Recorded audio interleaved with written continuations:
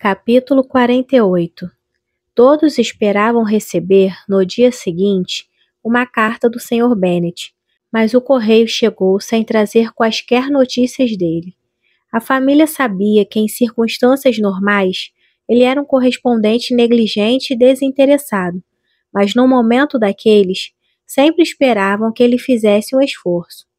Foram obrigados, portanto, a concluir que ele nada tinha de positivo a comunicar, mas apesar disso, gostariam de ter uma certeza. O Sr. Gardner esperara pela carta, e como esta não viesse, partiu sem demora. Com sua partida, teriam pelo menos a certeza de receber informações mais frequentes do que ia se passando, e ao despedir-se, o Sr. Gardner prometeu insistir com o Sr. Bennet para que ele voltasse a Longbourn, o que muito consolou a irmã, pois ela via nesse regresso a única possibilidade do marido escapar de ser morto em um duelo. A Sra. Gardner e as crianças deveriam permanecer em Hertfordshire durante mais alguns dias, pois achava ela que sua presença poderia ser de alguma utilidade para as sobrinhas. Ela ajudava-as junto da Sra. Bennet, o que lhes permitia gozar de algumas horas de liberdade. Sua outra tia também aparecia com frequência, e sempre, como dizia, com o propósito de lhes infundir coragem e confiança, embora nunca chegasse sem trazer um novo exemplo da extravagância e da leviandade de Wickham, e raramente partia sem deixá-las mais desanimadas do que quando chegara. Meryton, em peso, parecia esforçar-se por denegrir o homem que 3 meses antes fora quase como um anjo de bondade. Diziam que ele devia dinheiro a todos os comerciantes da localidade e que suas aventuras, todas elas seduções, tinham se estendido às famílias dos vários comerciantes. Todos eram unânimes em declarar que ele era o homem mais perverso do mundo, e todos começaram a descobrir que sempre haviam desconfiado dele, apesar da sua aparência de distinção. Elizabeth, embora só desse crédito à metade do que diziam, achava aquilo suficiente para tornar ainda mais acertados os seus antigos prognósticos quanto à desgraça da irmã, e até a própria Jane, que acreditava ainda menos do que Elizabeth nas coisas que se diziam, perdeu quase todas as esperanças, sobretudo porque já era tempo de receber notícias ou cartas deles, caso tivessem ido para a Escócia. O Sr. Gardner deixara Longbourn no domingo. Na terça-feira, a mulher recebeu uma carta dele, e que o convencera a se instalar na rua Grace Church, que o Sr. Bennet já estivera em Epsom, mas que nada tinha sabido de concreto, e que ele estava agora decidido a procurar em todos os principais hotéis da cidade, pois achava possível que os dois tivessem se instalado em algum após sua chegada a Londres, e antes de procurar novas acomodações. O Sr. Gardner, pessoalmente, não tinha muita fé no êxito de tal plano, mas como o Sr. Bennet insistira nele, estava resolvido a ajudá-lo. Acrescentava que, no momento, o Sr. Bennet não estava disposto a deixar Londres, e prometia escrever de novo muito em breve. Havia ainda mais um pouco da carta que dizia o seguinte: escrevi igualmente para o Coronel Foster, pedindo-lhe que perguntasse, se possível, entre os amigos mais íntimos de Wickham, no destacamento, se este teria quaisquer parentes ou relações que pudessem saber em que parte da cidade ele está. Se acaso entre essas pessoas houvesse alguém de quem se pudesse, com alguma probabilidade, obter tal informação, isso teria uma importância talvez principal. No momento, nada temos para nos guiar. Estou certo de que o Coronel Foster fará de tudo para nos ajudar, mas em última análise, talvez Lizzie, melhor do que ninguém, saiba se ele tem parentes vivos. Elizabeth imediatamente compreendeu de onde vinha aquela deferência pela sua autoridade no assunto, mas infelizmente não tinha informações que a justificassem. Nunca ouvira dizer que ele tivesse qualquer parente, além do pai e da mãe, e ambos já haviam falecido há muitos anos. Era possível, no entanto, que alguns dos seus companheiros do regimento pudessem dar informações mais substanciais. e embora não alimentasse grandes esperanças a esse respeito, não era algo a se deixar de lado. Cada dia em Longbourn era agora um dia de ansiedade, mas o momento mais angustiante era o da chegada do correio. Eram esperadas cartas todas as manhãs, com a maior impaciência, e cada dia que passava, aguardavam notícias importantes. Porém, antes de tornarem a receber notícias do Sr. Gardner, chegou uma carta para o Sr. Bennet da parte do Sr. Collins, e como Jane recebera instruções para abrir toda a correspondência destinada ao pai na sua ausência, ela leu a carta. Elizabeth sabia que, como as cartas do Sr. Collins eram curiosas e singulares, debruçou-se sobre a irmã e leu também, e dizia o seguinte: Meu caro senhor, sou chamado pelo nosso parentesco e pela minha situação na vida a apresentar-lhe minhas condolências pela grande aflição por que está passando e da qual ontem fomos informados por uma carta.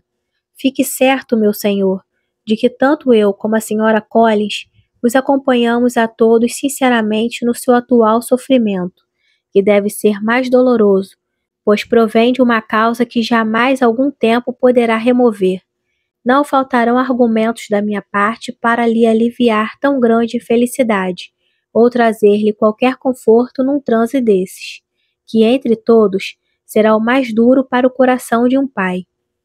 A morte da sua filha seria uma bênção em comparação com o que lhe sucede agora, e tudo isso ainda é mais lamentável quando sabemos existirem razões para supor, como a minha Charlotte me informou, que esta licenciosidade de conduta da parte de sua filha se deve a uma excessiva e culposa indulgência. Embora, para seu consolo e da senhora Bennet, me sinta inclinado a acreditar na perversidade inata das tendências de sua filha, ou nunca ela teria perpetrado tão grande crime com tão pouca idade. Seja como for, o Senhor merece toda a nossa compaixão no que sou acompanhado não só pela senhora Collins, como também por Lady Catherine e sua filha, as quais eu pus a par de tudo o que se passava. Todas concordaram comigo quanto às minhas apreensões de que este mau passo de uma das suas filhas será prejudicial para o futuro de todas as outras. Na verdade, quem como Lady Catherine, ela própria, condescende em dizer se quererá relacionar com tal família. E tal consideração me leva a refletir com satisfação crescente num certo acontecimento do mês de novembro passado, pois de outro modo me encontraria envolvido em todas essas tristezas e desgraças. Permita-me, pois, que o aconselhe, meu caro senhor, a consolar-se a si próprio o mais que puder, a expulsar para sempre sua filha indigna da sua afeição e deixá-la colher os frutos do seu odioso crime. O Sr. Gardner não voltou a escrever senão quando recebeu uma resposta do coronel Foster, e quando o fez, nada tinha de agradável a comunicar. Não se sabia de um só parente com quem Wickham mantivesse relações, e era certo que ele não tinha nenhum parente próximo ainda vivo. Contava com numerosos conhecimentos, mas desde que entrara para a milícia, parecia não manter relações com qualquer um deles. Não havia ninguém, portanto, a quem pudessem se dirigir e obter informações sobre seu paradeiro. No estado precário das suas finanças, o casal tinha um motivo poderoso para sua reclusão.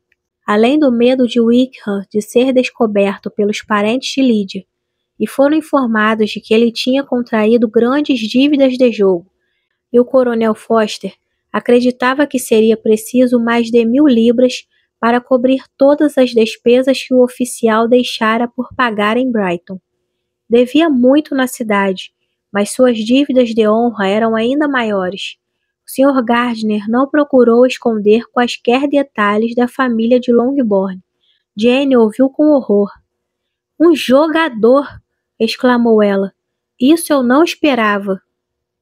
O Sr. Gardner acrescentava ainda na carta que podiam contar com o regresso do Sr. Bennet no dia seguinte, um sábado.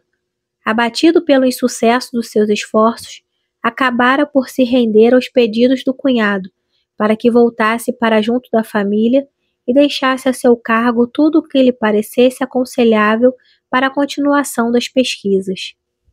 Ao ser informada do fato, a Sra. Bennet não exprimiu a satisfação que as filhas esperavam, dada a ansiedade que manifestara pela vinda do marido. "O quê?" exclamou ela. "Ele volta sem me trazer a nossa Lídia? Certamente o Sr. Bennet não vai abandonar Londres antes de ter encontrado os dois. Quem na ausência dele irá brigar com Wickham e forçá-lo a casar-se com ela?" Como a Sra. Gardiner começasse a sentir saudades de casa, ficou combinado que ela e as crianças voltariam para Londres no dia da chegada do Sr. Bennet, e de acordo com o plano, a carruagem que os levou até metade do caminho trouxe na volta o Sr. Bennet para Longbourn. A Sra. Gardiner partiu tão perplexa a respeito de Elizabeth e do seu singular amigo como viera, desde Derbyshire. Seu nome não fora mencionado pela sobrinha uma vez sequer na presença deles, e a vaga esperança acalentada pela Sra. Gardiner de que Elizabeth em breve recebesse uma carta dele não fora correspondida. Elizabeth nada recebera até então proveniente de Pemberley. Os atuais dissabores vividos na família tornavam desnecessária qualquer desculpa para a depressão de Elizabeth. Nada, portanto, havia a conjecturar fundamentado nisso. Embora Elizabeth, que atualmente conhecia bem os seus sentimentos, soubesse que, não tivesse ela encontrado de novo o Sr. Darcy, teria suportado melhor a mágoa pela infâmia de Lídia. Pouparia uma noite de sono a cada 2 dias. Quando o Sr. Bennet chegou, conservava a aparência da sua habitual serenidade filosófica. Falou muito pouco, como também era seu hábito. Não mencionou o assunto que o levara a Londres, e só passado muito tempo, suas filhas tiveram coragem de se referir a ele. Apenas na parte da tarde, à hora do chá, é que Elizabeth se aventurou a falar sobre o assunto. Começou por se condoer das aflições pelas quais o pai passara, ao que o pai lhe respondeu: "Não falemos mais nisso. Quem deveria sofrer senão eu mesmo? Foi tudo minha culpa. Sou obrigado a reconhecer." "Não deve ser severo demais consigo próprio", replicou Elizabeth. "Por mais que me previnas contra esse erro, a natureza humana tem uma grande tendência a cair nele. Não, Lizzie, desde que pelo menos uma vez na vida eu sinta o peso da minha responsabilidade. Não receio ser esmagado pela impressão, e tudo isso não tardará a passar." "Acha que eles estão em Londres?" "Sim, pois em que outro lugar poderiam esconder-se?" "E Lídia sempre desejou ir para Londres", acrescentou Kitty. "Então, ela deve estar muito feliz", disse o pai secamente, "e provavelmente residirá aí durante algum tempo." Em seguida, após um curto silêncio, continuou: "Lizzie, não guardo rancor pelo conselho que me deu no mês de maio passado. Em vista do que aconteceu, demonstra bem a sua capacidade." Foram interrompidos pela Sra. Bennet, que vinha buscar o chá da mãe. "Ora, está aí uma atitude", opinou ele, "que conforta uma pessoa.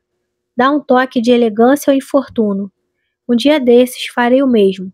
Recolherei-me à minha biblioteca, de touca e camisa de dormir, e darei aos outros o maior trabalho possível.